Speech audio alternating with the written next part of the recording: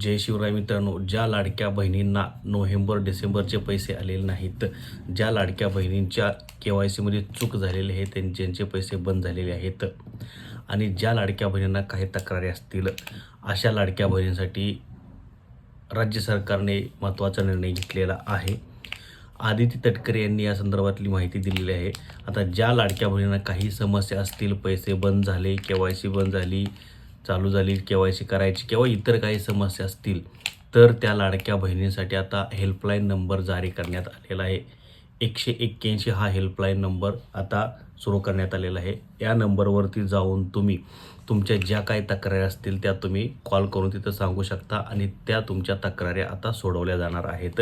आणि त्यानंतर तुमचे आता 1,500 रुपये महिन्याचा हप्ता हा सुरळीत व्यवस्थित सुरू केला जाणार आहे आणि सुरू होणार आहे. त्यामुळे ज्या ज्या लाडक्या बहिणींना काही समस्या असतील, पैसे बंद झाले असतील, तर त्यांनी 181 या हेल्पलाईन क्रमांकावर संपर्क साधायचा आहे आणि आपली तक्रार सांगायची आहे आणि आपले बंद झालेले पैसे सुरू करायचे आहेत.